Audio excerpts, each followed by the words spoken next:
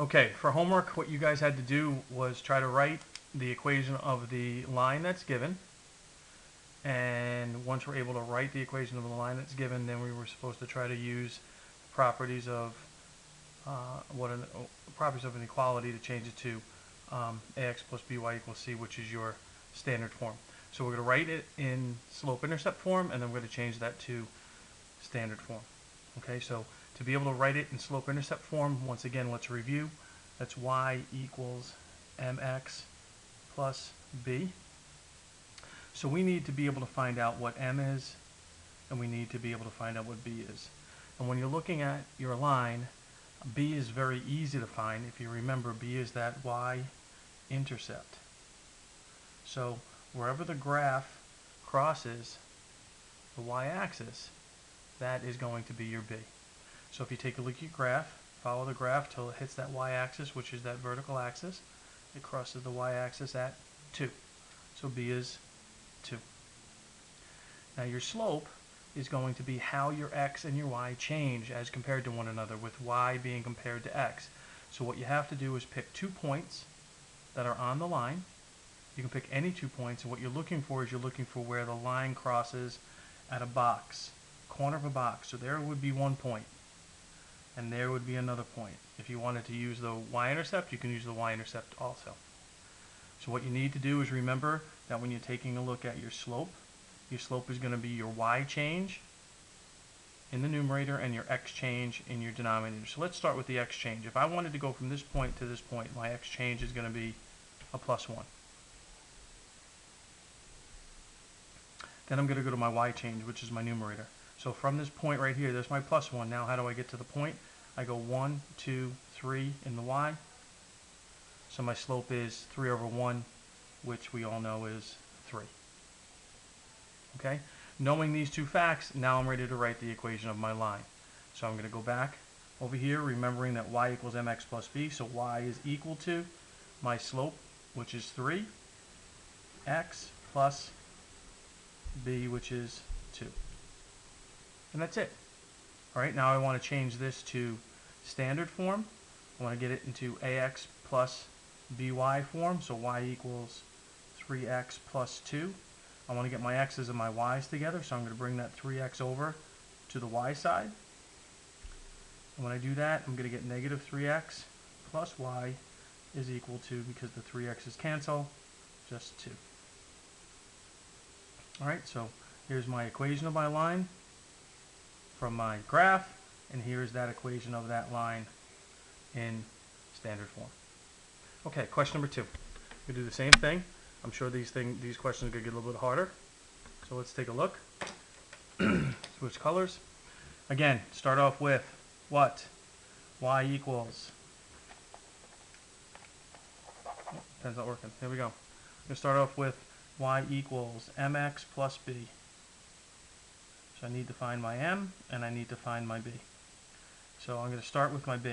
B is where it's going to cross the y-axis. That's pretty easy. Negative 1. My slope, pick 2 points, see where the box is, see where it crosses at the corner of the box. There's 1. This time I'm going to use my y-intercept because I want to make my life a little bit easier.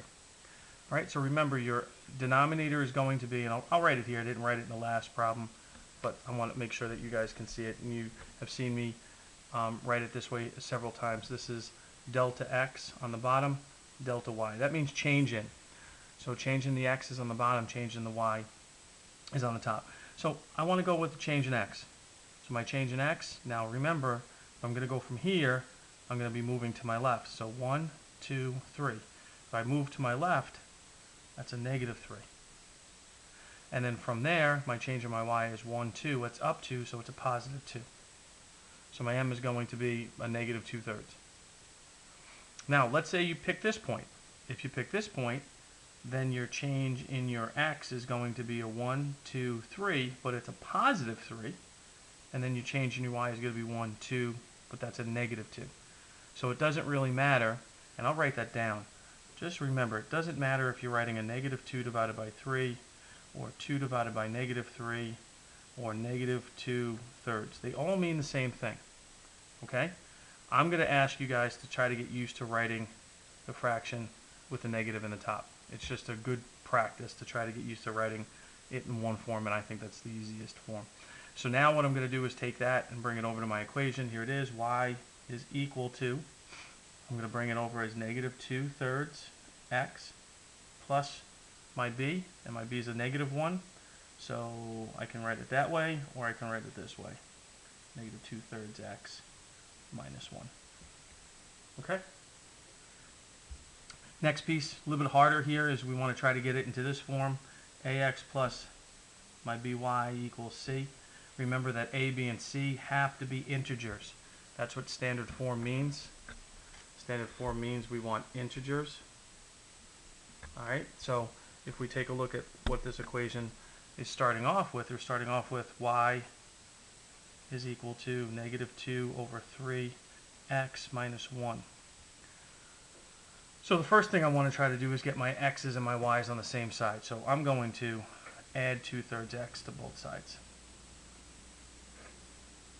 When I do that, I'm going to get 2/3, get rid of that, x plus y is equal to a negative 1. Alright, but the problem is this is not in standard form. It's close to it, but it's not totally in standard form because we have that 2/3 in front. So what I want to try to do is I want to try to get rid of that fraction. And the way you get rid of the fraction is to take the denominator. If it's only one fraction that you see, take its denominator and multiply everything you see by that denominator.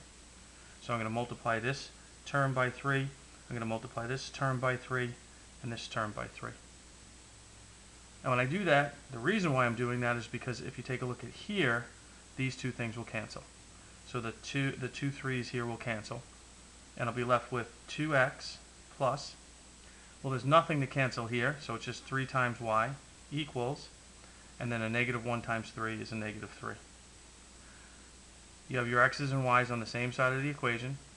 You have your constant on the other side, and a, b, and c are all constants. So that's your answer.